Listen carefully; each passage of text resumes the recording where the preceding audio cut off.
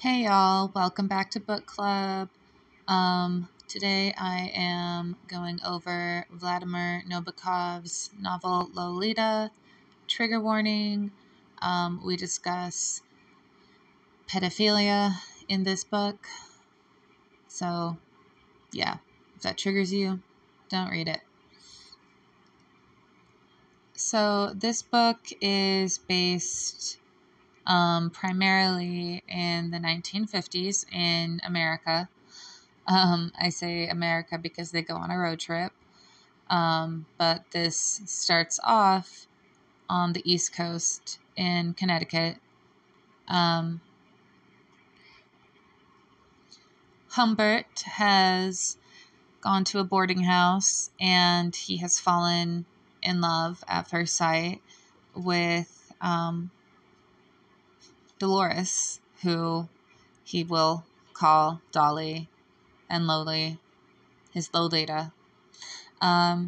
He has had an infatuation with younger girls since he was a younger boy. So basically from the age of 9-ish, 12-ish, somewhere in there, he just,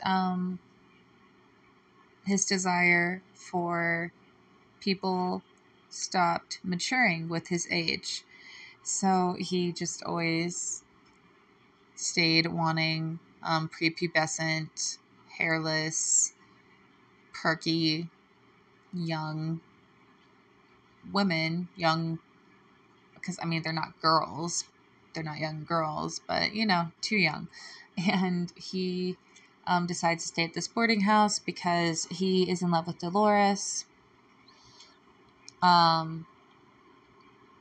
Dolores's mother is in love with him, and she is absolutely not his type, even though she is a beautiful woman and takes great care of herself, because she has cleavage and she has an ass and she wears makeup and she's a woman, and he doesn't want women. He wants little girls. One of the things about this book is that Humbert is made endearing because he knows that his predilections are wrong and he doesn't want to hurt anybody. And so up until this point, he hasn't actually done anything to anybody, and he is in his mid-30s. He just watches and, takes care of it later. But he is well aware that being a pedophile is wrong, and he is also well aware that he himself is a pedophile. And unlike a lot of pedophiles, doesn't try to justify it at all, So, yeah, it's an interesting book. Main character, Humbert the Hummer. Time, Sunday morning in June. Place, sunlit living room. Props, old, candy-striped Davenport. Magazines, phonograph, Mexican knickknacks. The late Mr. Harold E. Hayes, God bless the good man, had engendered my darling at the siesta hour in a blue-washed room on a honeymoon trip to Vera Cruz, and mementos, among those Dolores, were all over the place.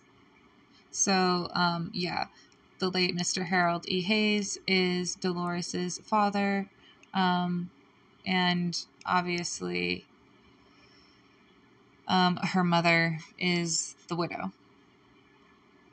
She wore that day a pretty print dress that I had seen on her once before, ample in the skirt, tight in the bodice, short-sleeved, pink, checkered with darker pink, and, to complete the color scheme, she had painted her lips and was holding in her hollowed hand a beautiful, banal, Eden red apple.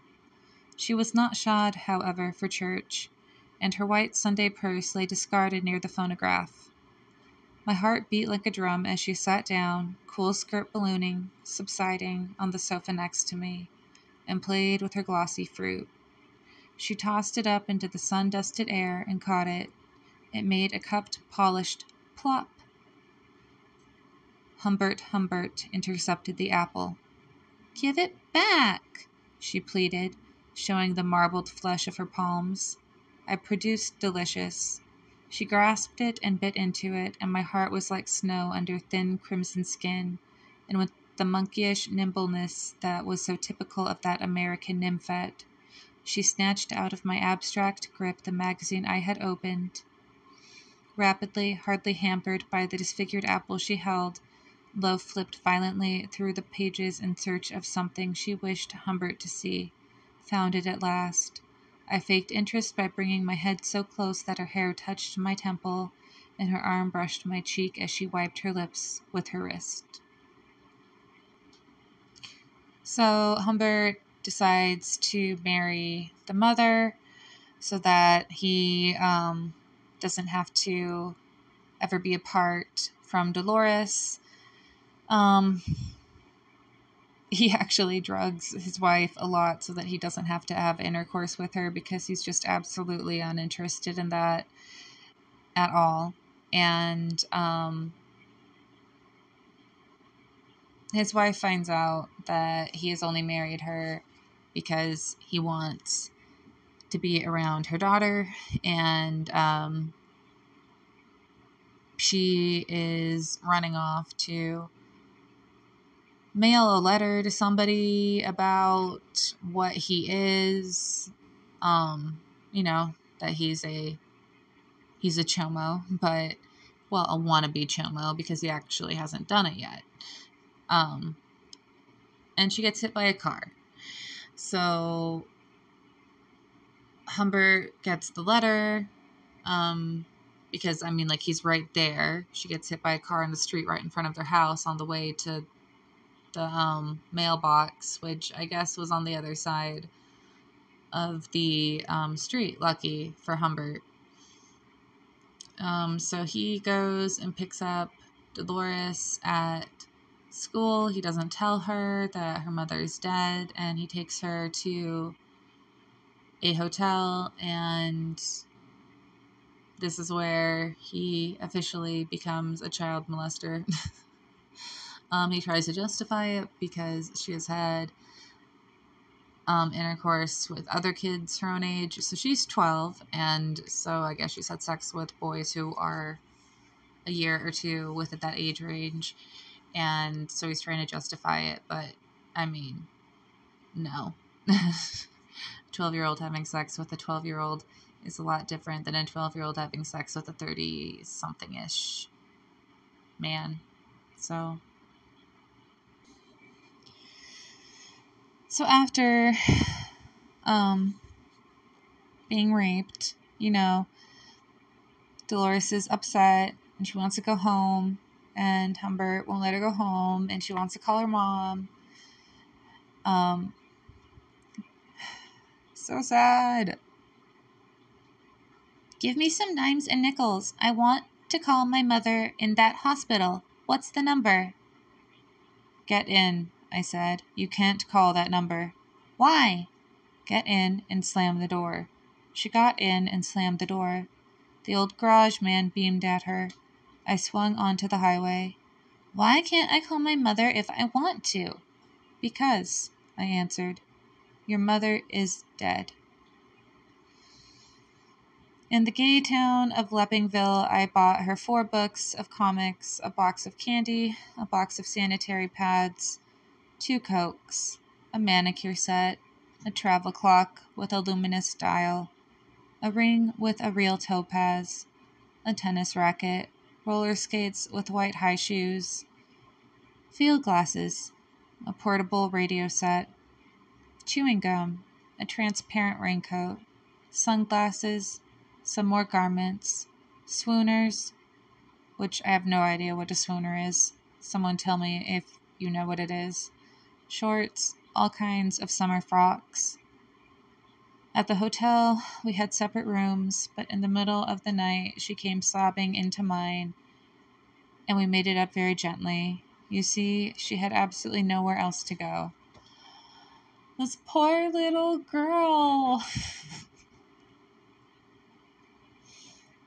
And, he says makes up very gently, but, that just means that he rapes her very gently. And she lets it happen because, like he says, she has nowhere else to go. She has no one else. It's incredibly sad. It was then that began our extensive travels all over the States. See, this is why I said it happens in America. To any other type of tourist accommodation, I soon grew to prefer the functional motel. Clean, neat, safe nooks, ideal places for sleep, argument, reconciliation, insatiable, illicit love. At first, in my dread of arousing suspicion, I would eagerly pay for both sections of one double unit, each containing a double bed. I wondered what type of foursome this arrangement was ever intended for, since only a Pharisaic.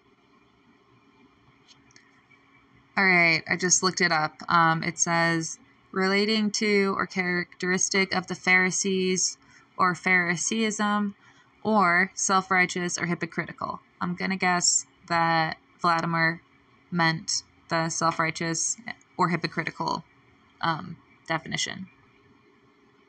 Pharisaic parity of privacy could be attained by means of the incomplete partition, dividing the cabin or room into two communicating love nests. By and by, the very possibilities that such honest promiscuity suggested, two young couples merrily swapping mates, or a child shamming sleep to ear witness primal sonorities, made me bolder, and every now and then I would take a bed and cot or twin bed cabin, a prison cell of paradise, with yellow window shades pulled down to create a morning illusion of Venice and sunshine when actually it was Pennsylvania and rain.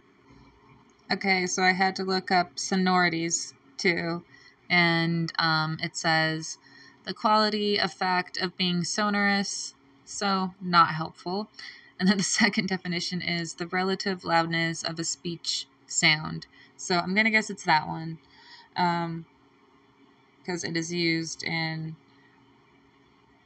a child shamming sleep to ear witness primal sonorities. So primal sonorities, yeah, speech sound. It's a primal sound, so sex sounds. All right. It was, of all things, the frigid queen. Smiling a little sadly, I dubbed her my frigid princess. She did not see the wistful joke. Oh, do not scowl at me, reader. No, we scowling, Humbert. We scowling. I do not intend to convey the impression that I did not manage to be happy. Reader must understand that in the possession and thraldom of an nymphet the enchanted traveler stands, as it were, beyond happiness. For there is no other bliss on earth comparable to that of fondling a nymphet. It is hors concours, that bliss. It belongs to another class, another plane of sensitivity. Hors concours means unrivaled or unequaled. Despite our tiffs, despite her nastiness, despite all the fuss and faces she made, and the vulgarity, and the danger, and the horrible hopelessness of it all, I still dwelled deep in my elected paradise, a paradise whose skies were the color of hell flames, but still a paradise. And, I mean, it is just so clear that Humbert sees this as a relationship and him trying to make concessions to make his partner happy, and he really does not see that he is a captor and that she is an unwilling participant making the best of her situation. And it is tragic because he is legitimately in love with her and doesn't want to be with anyone else and is trying to be happy with the person he's in love with, and it's never going to happen. She is never going to be in love with him because he is her rapist. And he is a jealous rapist, too. A word to fathers, which I think it's really just kind of odd how he just keeps switching between being her boyfriend and being her dad. But hey, a lot of people switch between that nowadays, I guess, the whole daddy fetish. Don't frighten away daughters' friend. Maybe it is a bit hard for you to realize that now the boys are finding her attractive. To you, she is still a little girl. To the boys, she's charming and fun, lovely and gay. They like her. Today, you clinch big deals in an executive's office, but yesterday you were just a high school gym carrying Jane's school books. Remember, don't you want your daughter, now that her turn has come, to be happy in the admiration and company of boys she likes? Don't you want them to have wholesome fun together? Wholesome fun? Good Lord, scoffs Humbert. Why not treat the young fellow as guests in your house? Why not make conversation with them? Draw them out, make them laugh and feel at ease. Welcome, fellow, to this bordello, says Humbert. If she breaks the rules, don't explode out loud in front of her partner in crime. Let her take the brunt of your displeasure in private, and stop making the boys feel she's the daughter of an old ogre. Oh God! So that's Humbert reading the Beardsley Star, a so-called column for teens to find out on how to behave. Clearly, he does not agree with the advice that he reads. So, yeah, he's going to continue to be very jealous and possessive and not let her be around any boys because, yeah, I guess he's worried that they'll rape her too. I don't know. I guess he just really thinks that consent doesn't matter. So all that matters is that the man wants it, and that's his perception of reality. So it finally happens. Downstairs, the screen door banged. Lo, escaped? Through the casement on the stairs, I saw a small, impetuous ghost slip through the shrubs. A silvery dot in the dark hub of bicycle wheel. Moved, shivered, and she was gone. So he loses his damn mind looking for her for hours and hours. And,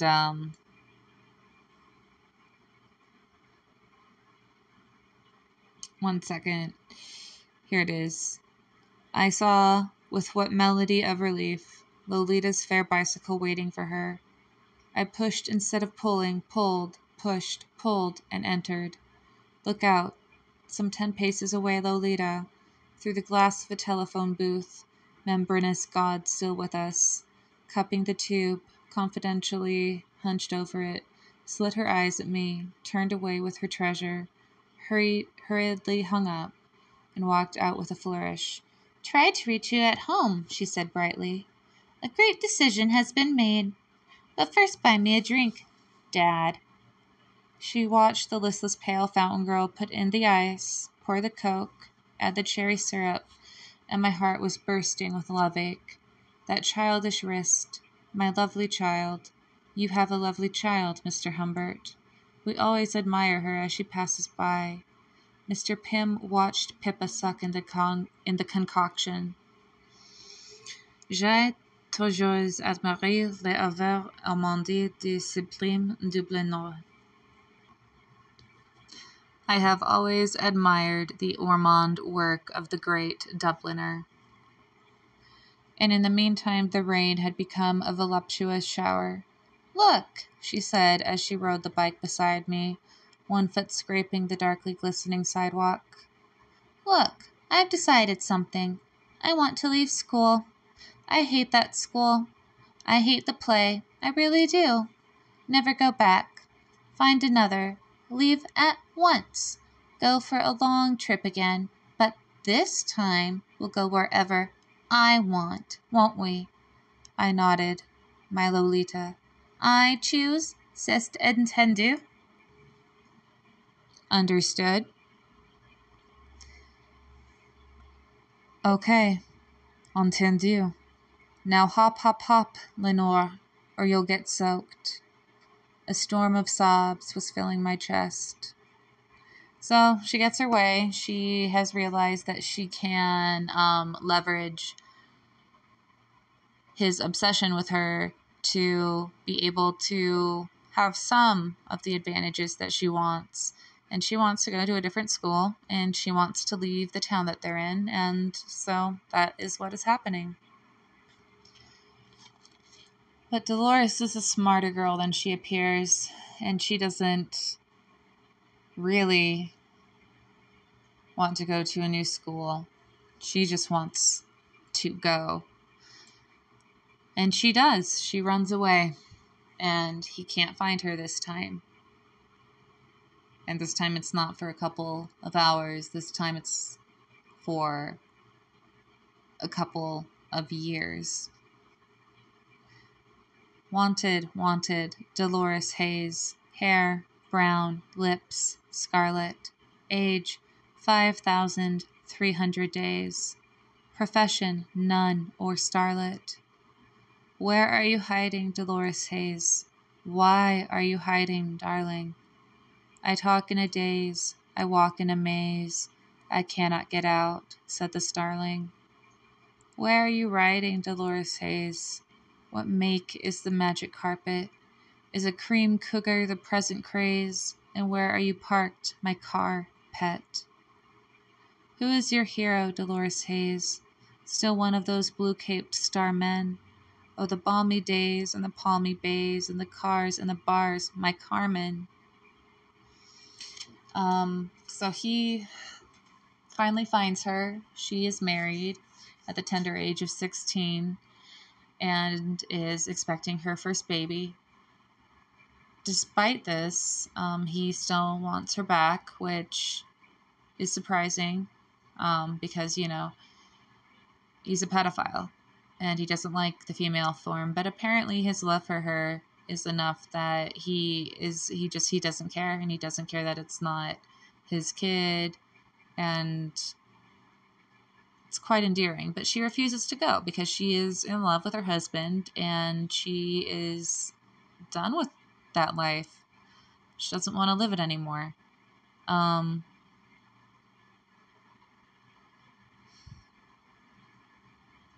It turns out that one of Humbert's not business acquaintances, but colleagues had picked up Dolores. That's who she was calling in the phone booth at the drugstore when she ran away the first time, and stayed with him for quite a while before leaving him for her husband. So Humbert, in his rage, since he couldn't convince her to leave her husband, goes and finds the man who she stayed with, the other pedophile, and they have a pedophile duel, and Humbert kills that pedophile and ends up in jail for it, and then he writes this book, which is supposed to be published posthumously. And then also at the end of the book, it says that Dolores died giving birth to a stillborn child on Christmas Day. Which, Vladimir is very dark, and he likes to... That's one of the things I really like about him as a writer, is he is very adept at twisting and turning things into the most interestingly troubled possibility. There's different forks in the road, and you have different decisions that you can make. There's all these different possibilities. It's like those books, where it's you make the choice and then you turn to page 83 if you want to go down the road, or page 107 if you want to turn around and go back to the village. And you don't know what's going to happen, but you have your choices. And I feel the way that he writes his characters is that they always make very interesting choices, and they're always wise enough choices that they have prolonged agony, and then they finally make a final shocking choice that ruins everything. He's very nihilistic that way, or maybe realistic. Who knows? Depends on your perception. Anyway, that is my opinion of this book. It is one of my favorite books. I've read it at least 4 times. At least. I want to say 5. I want to say 5 or 6, but at least 4. That's all I got. Have a good one.